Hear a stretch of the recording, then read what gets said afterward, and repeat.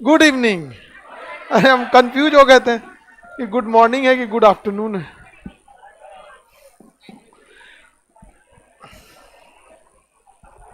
क्या पढ़ा रहे हैं जी? राज्यपाल। आर्टिकल 153। 152 में तो राज्य होगा। राज्य के पास अपनी संप्रभुता होती है। संप्रभुता हो जाएगी तो राष्ट्र हो जाएगा, वो देश हो जाएगा पूरी तरह से। संप्रभुता तो देनी नहीं है उसे। समझ में आ रहा है ना? चलिए अब उसके आगे बढ़ते हैं। राज्यपाल। राज्यपाल इक्विवेलेंट काम करता है किसके? राष्ट्रपति के। राष्ट्रपति की इक्विवेलेंट काम करता है। चलिए अब आगे हम लोग समझते हैं। बोलिए बाबू।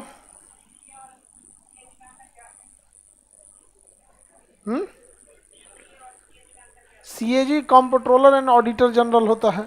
और हम आपको बताए थे कि केंद्र सरकार के अकाउंटिंग का काम वो वित्त मंत्रालय के थ्रू कराती है। समझ में आ गया कि नहीं? तो वो अकाउंटिंग देखता है, वित्त मंत्रालय का अधिकारी। ठीक है। बाकी सीएजी क्या करेगा? राज्यों का अकाउंटिंग भी देखेगा और ऑडिट भी करेगा। जैसे हम लोग यहाँ क्या होता है, हम लोग क्या करते हैं, देखिए जैसे मार्च क्लोजिंग है, एक साल तक हम लोग जितना पैसा खर्च किए हैं, खर्च करने के बाद हम लोग अकाउंटेंट को बताते हैं कि लिख लिया। जैसे खाना आया तो किस कैटेगरी में जाएगा, सीमेंट वूमेंट आया बनने के लिए किस कैटेगरी में, किताब कॉपी आया तो किस कैटेगरी में। तो सरकार का पूरा एक कैटेगरी वाइज है कि हमारा खर्च किस कैटेगरी में जा रहा है। तो अकाउंटेंट को बताते रहते हैं, लिख ये लिख कितना आया, ये लिखो। दिन भर वो लिखते रहेगा, रात में पूरा हिसाब देगा, वाउचर काटेगा। मान के चलिए कोई टीचर है या कोई स्टूडेंट बेहोश हुआ, कुछ भी बीमार पड़ा, उसको ग्लूकोन डी आया तो लिखो। अब वो लिखेगा, चढ़ाएगा वहां पे, वाउचर काटेगा, उसका पूरा एक पोथा रखेगा डेली 365 दिन का। मार्च क्लोजिंग आ रहा है ना, तो पूरा अकाउंटिंग का हिसाब रखेगा, इतना पैसा यहाँ से आया था और यहाँ से गया। वो तो अकाउंटिंग हो गया। अब एक सीए होगा जो उसकी ऑडिट करेगी, कहीं गड़बड़ तो नहीं किया, फिर वो अपना मोहर लगाएगा, पूरा उसका एथराइज होता है, तो क्या हो गया? ऑडिट हो गया। अब ये ऑडिट करके हम लोग इनकम टैक्स को जमा कर देते हैं। तो कितना काम हुआ? 2। रेगुलर वाला अकाउंटिंग, और बाकी ऑडिट वाला काम होता है ना, वो महीने में आदमी एक बार देख लेता है, अगर जिस दिन ज्यादा होता है तो देख लेता है महीना में, नहीं तो 21 साल में एक बार देखिए तो याद ही नहीं है पेमेंट किसको गया था। जैसे आप ही लोग बताइए, आप लोग का तो अभी बहुत कम ही खर्च रहते हैं, लेकिन अगर आप ही को अगर सोचिएगा कि जो 4,000 5,000 रुपया मंथ का खर्च करते हैं, अगर पूछा जाए कि जुलाई में जो 4,000 खर्च किए वो पूरा का हिसाब बताइए तो बता पाएंगे? जबकि एक छोटा सा अमाउंट, समझ में आ गया, छोटा सा अमाउंट है, 5-7 हजार रुपया खर्चा होता है। गर्ल्स का ज्यादा होता है क्योंकि महंगा होता है, आप लोग का गर्ल्स हॉस्टल ना महंगा ले लेता है, बाकी ऐसा नहीं है।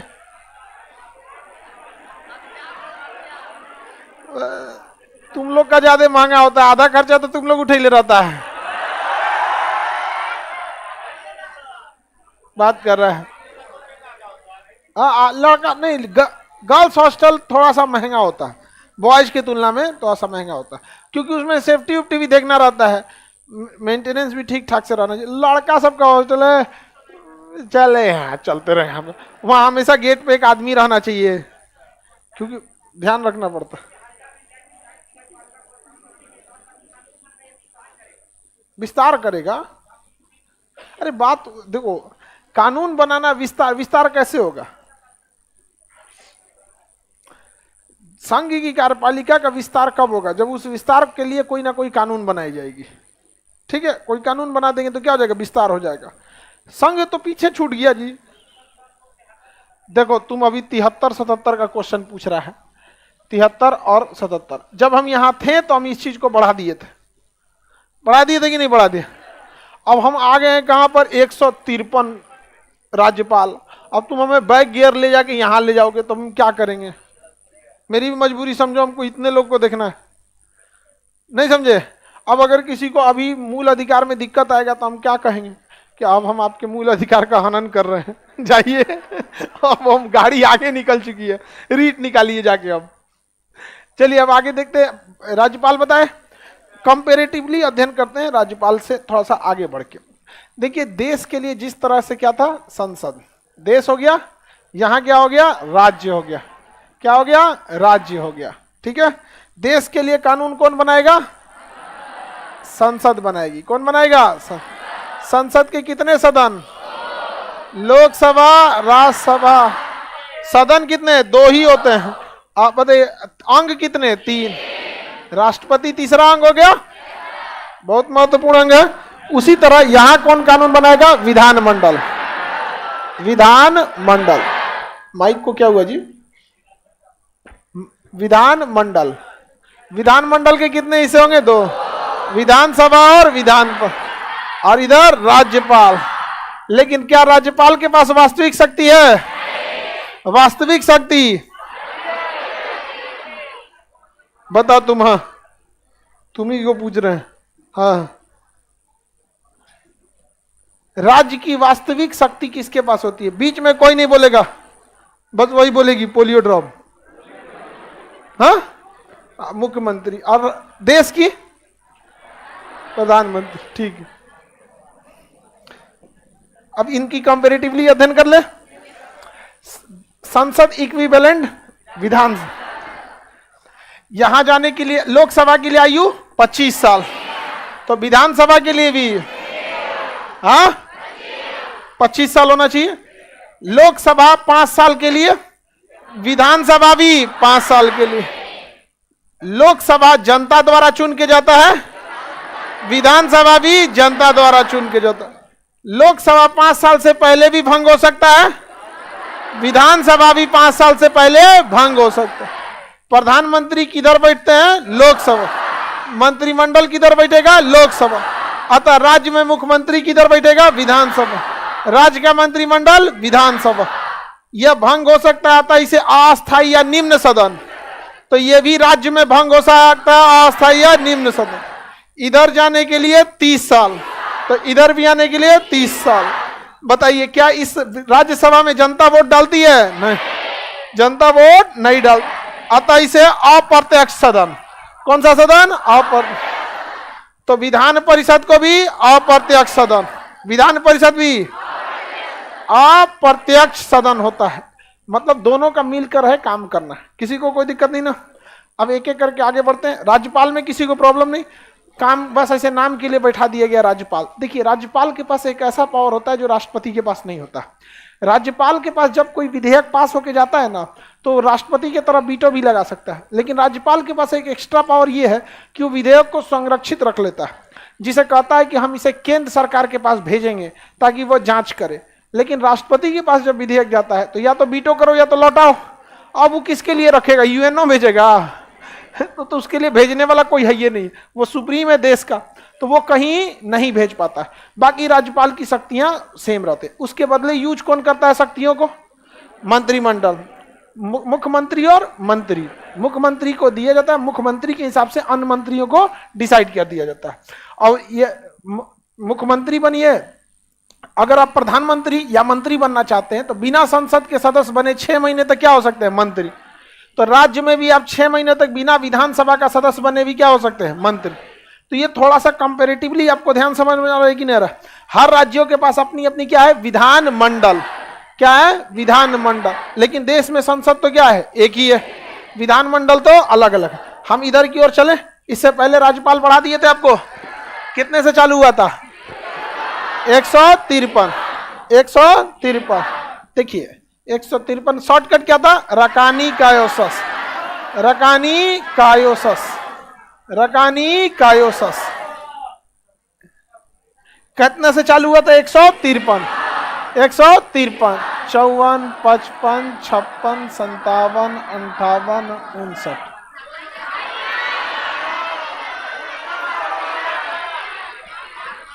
अरे जी गड़बड़ क्या होता है जी? 59। हम 69 लिख दिए, ज्यादा आगे बढ़ गए थे। यहां तक बता दिए थे। राज्यपाल का पद कनाडा से आया है। एक ही व्यक्ति 2 राज्यों का राज्यपाल रह सकता। वह कार्यपालिका का औपचारिक प्रधान होता है। वास्तविक प्रधान मुख्यमंत्री हो, उसकी नियुक्ति होती है, निर्वाचन नहीं होता। नियुक्ति प्रधानमंत्री के सलाह पर राष्ट्रपति करते हैं और राष्ट्रपति उसका त्यागपत्र लेते हैं। कार्यकाल उसका 5 साल, लेकिन वह राष्ट्रपति के प्रसाद पर्यंत रहता है। जब चाहे तो राष्ट्रपति हटा सकते हैं। योग्यता: भारत का नागरिक, 35 साल आयु, शर्तें, उस राज्य का निवासी नहीं हो, पागल दिवालिया नहीं हो, लाभ के पद पर नहीं हो, मंत्रिमंडल का सदस्य न हो, विधानसभा या संसद का सदस्य न हो, शपथ हाईकोर्ट दिलाता है उसे। कौन दिलाएगा? हाईकोर्ट। 2 राज्यों का राज्यपाल एक साथ बन सकते हैं, किसी को कोई दिक्कत? यहां तक तो कंप्लीट बता दिया था, अब इसके आगे बताना था। हाँ,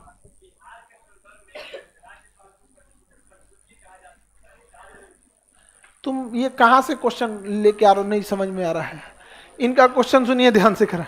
बिहार के संदर्भ में राज्यपाल को कठपुतली कहा जा सकता है, तो कहां के राज्यपाल को आप शेर कहिएगा? हर जगह आपको पहले कल बता दिए थे, कहीं का राज्यपाल के पास कोई पावर नहीं।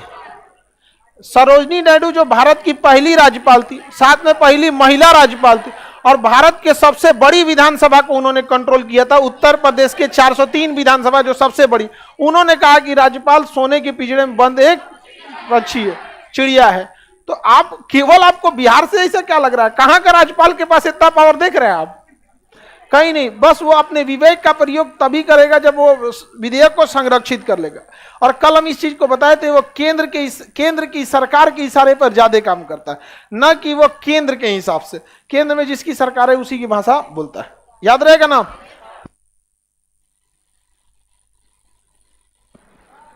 बोलिए बाबू। राज्य में आपात लगाओ तो आगे बोलिए बाबू। नहीं, आपात के आगे नहीं सुनाई दिया। हाँ, राज्य में आपात लगाओ तो ये बताओ तुमको किस हिसाब से लग रहा है कि राज्य में आपात लगाओ तो राज्यपाल को हटाने में क्या दिक्कत है? राज्यपाल को एगो फोन जाएगा, है इसको हटा दीजिए, एगो बदले में दूसरा राज्यपाल आएगा, क्या दिक्कत है?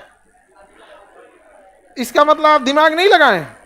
एक बात, राज्य में राज्यपाल आपात लगा है तो राज्यपाल को हटाने में क्या जा रहा है? कोई विदेश से आक्रमण हो जाएगा राज्य में, एक दूसरा राज्यपाल आएगा, उस शपथ ले लेगा, उनको थमाएगा, अपना बोरिया बिस्तर समेटिए, अब हम यहाँ रहेंगे। यहाँ पे कौन बेडरूम था पूरा किचाइन करके रखे हैं जी आप? किचन में पूरा सब्जी छिड़कले हैं यहाँ, ठीक से नहीं रहते हैं जी आप, हो गया खत्म कहानी।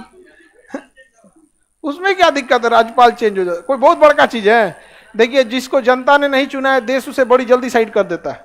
देश लोकतंत्र है, यानी जो हम बोलेंगे जनता वाले, वही उन्हीं की सुनी जाएगी। राज्यपाल हम आपको कहां तक बता दिए? 159।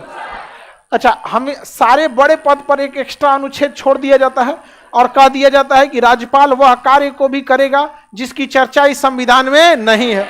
यह बैकअप के लिए एक अनुच्छेद रखा जाता है। यही अनुच्छेद राष्ट्रपति के लिए भी रखा गया था, और यहाँ किसके लिए रख दिया गया है? राज्यपाल।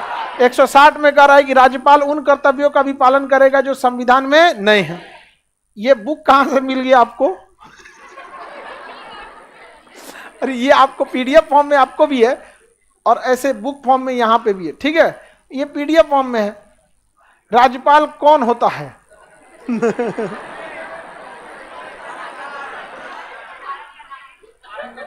भारत का नागरिक।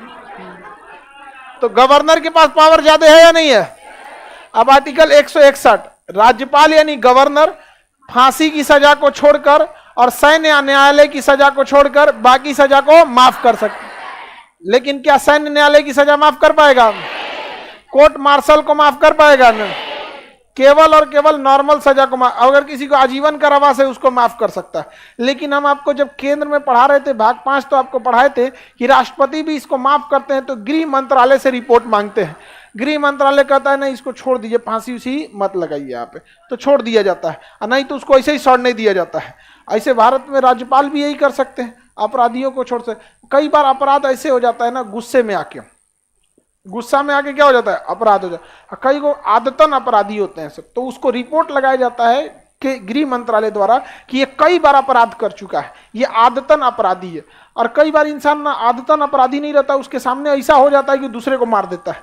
तो कोर्ट भी इस चीज को थोड़ा सा समझती है।